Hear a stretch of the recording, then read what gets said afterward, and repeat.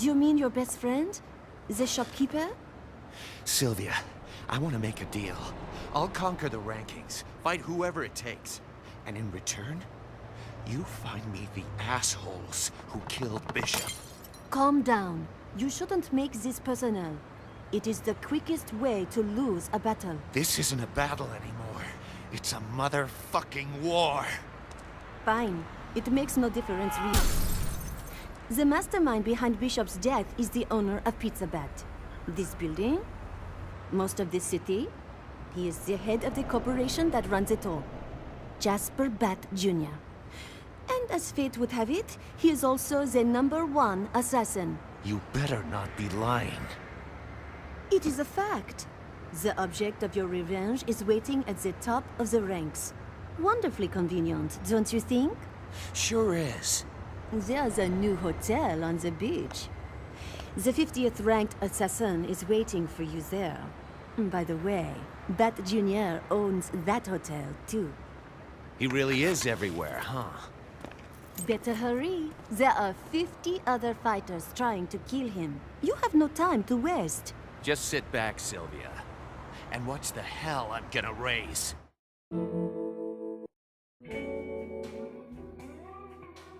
He was the leader of a religious cult. Taking advantage of people's sorrows, he used his music to lure followers.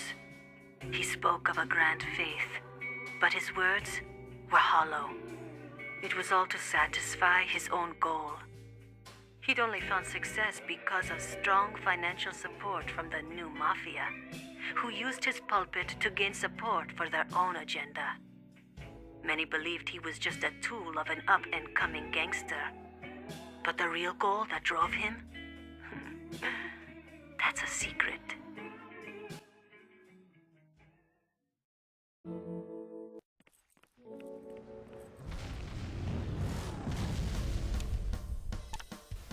And from here, this is where the pace picks up, because you go straight up to the next fight.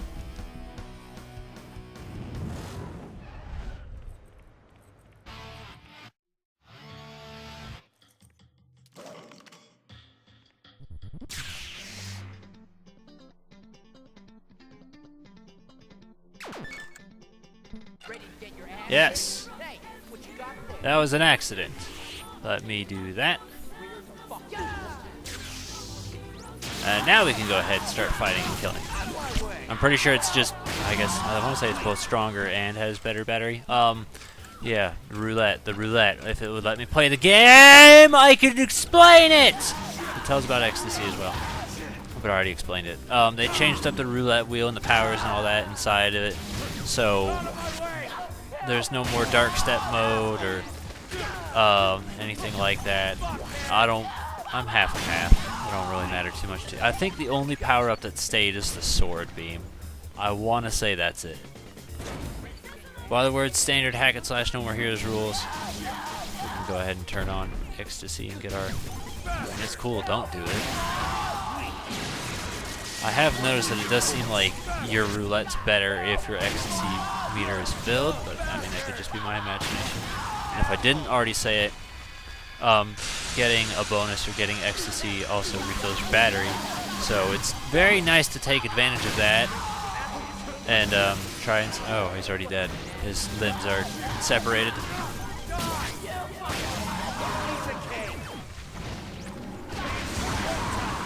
Hold on, was that the sword beam? That's a yes. That's the sword beam. Look at that. We got it. Oh, hi.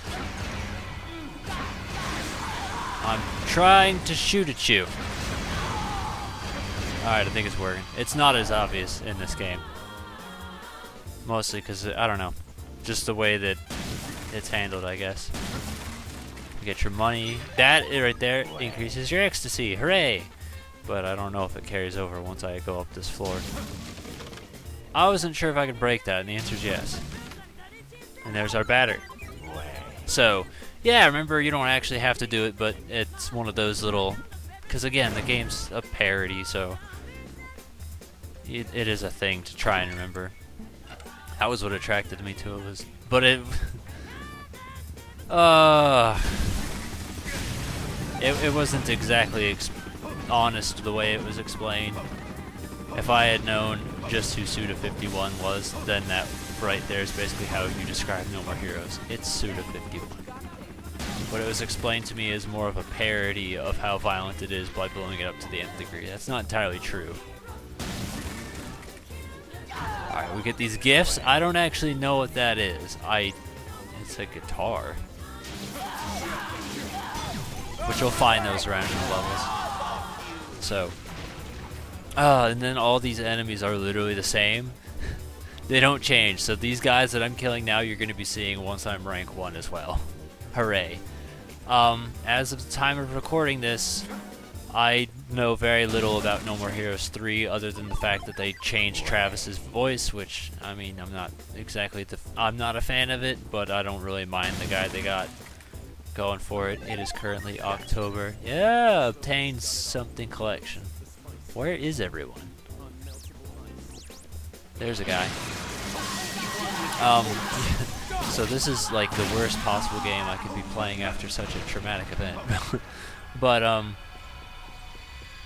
yeah, no, that is October 29th right now, and I do record in advance. Like, I'm not exactly shy about that because it's supposed to prevent things like technical mess ups and all that, and this way I can upload them day to day without any sort of problem. I usually don't have time to record on a set schedule. I just record when I do have time. But and I'm saying this because during the uploading of Doom, had I done that live, Doom 2 probably just would not have happened, because as of this point, it was October 16th, I found out my best friend was dead. So, you know, that right there killed all fucking motivation in life, and I'm only now at least feeling okay, confident enough and motivated enough to be able to do this again. And it's weird for me to be like, yeah, the first game I play back after my friend dying is No More Heroes 2, but I've had this, I feel like it's finally time to do it. Shit. Come on, there you go. The boss, that top 10 bosses video basically helped drive a lot of the motivation for it, because I basically had to play through the whole fucking game again in order to get that footage. And then I was like, you know, this game's not as bad as I remember. And now the fact that I'm able to record in HD thanks to the Elgato, that makes me feel less bad about putting it off as long as I did, because now as a result, because of this stupid shit, I kind of want to redo everything I've ever done into HD now. That's why I hate buying new stuff.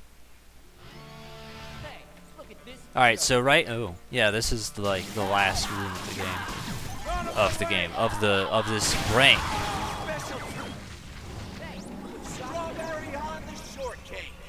He still does his comical shoutings of food. This is time slow. There you go. Shit, what was I gonna say? Oh yeah. You know, no more Garden of Madness and all that. But do you know who we're fighting? Do you know who rank 50 is? Because that's another thing they took out. They no longer tell you it, and they're really, really, really bad at like introducing character into this game. So like, you don't remember and you don't care about just about anyone you fight, and I think that's kind of fucked up.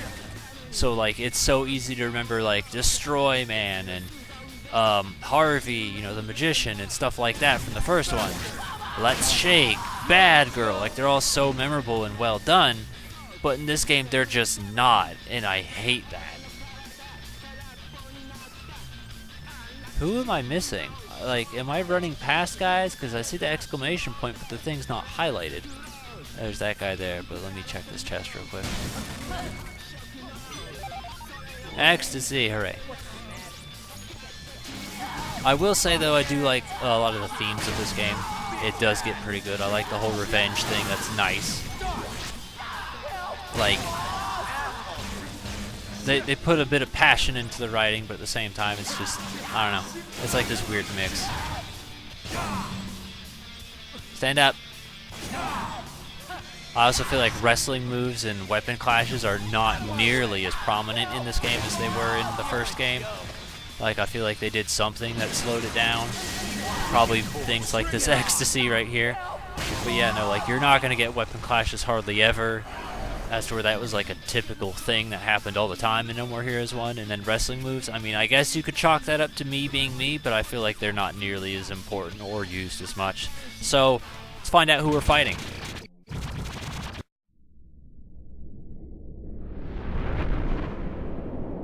This must be karma. Travis touchdown. Spare me the mystic crap. I came here to fight.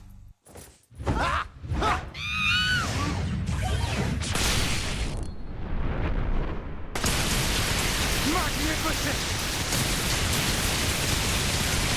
Travis, the crownless king.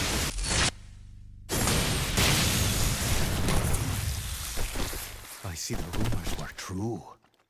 I don't know who's talking about me, but that nickname's all right.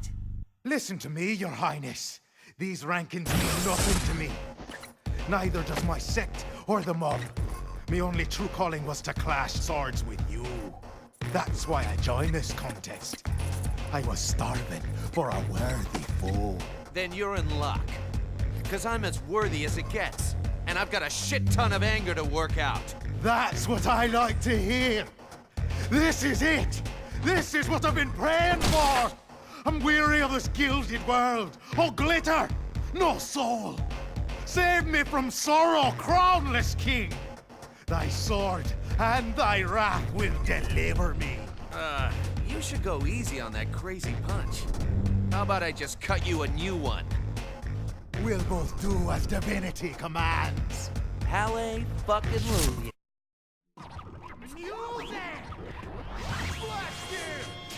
So I do like the boombox and the robotic arm things that they gave him. I think that's pretty cool. But other than that, I found this guy incredibly not memorable because I had to look up the bosses in this game just to write that list, and I was like, who's in here that was good?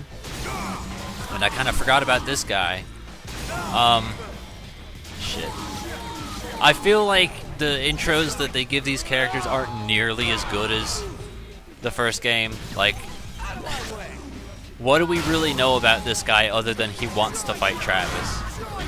Like, you got hints of fucking Dr. Peace and Bad Girl and Destroy Man of what their characters and their personalities were, with a little bit better written, like, cutscenes and dialogues and stuff, but I just don't feel like you get that in this game, and that, it bugs me.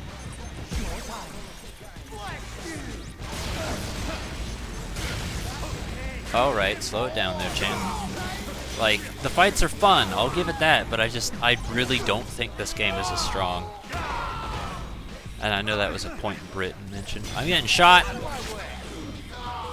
Also, I didn't realize I had ecstasy. I realized it once I saw my battery, and I was like, yeah, I should probably take advantage of this. Ecstasy pretty much is what makes this game go by quicker. If you don't use it, this game will fucking drag on. It's really kind of crazy.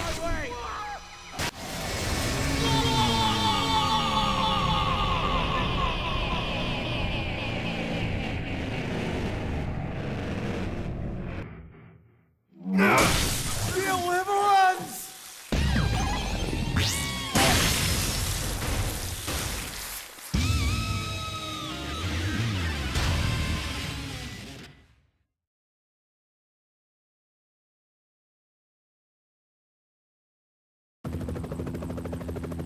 Congratulations on a fantastic victory! You are now ranked 50th! Just 49 left. This is gonna take a while. You were spectacular! Better hurry. Like you said, I don't want anybody getting to that bat bastard first. Look at you, Travis. Violence is the only way you can express yourself, no? Oh, I'm in the zone, baby. Nothing's gonna hold me back. Good. I'll arrange the next fight. It's going to blow your mind. Can't fucking wait. See, I think it's really pitiful that we only learn his name as he's dead, and by that point, it feels like it's a little bit too little too late. It's like, oh, okay. And then, like, you don't have anything to look forward to. As to where if you get, like, the little name preview, you're curious and you're thinking about it as the anticipation builds up to when you approach the fight. and you don't get that in this game. So I don't like it as much.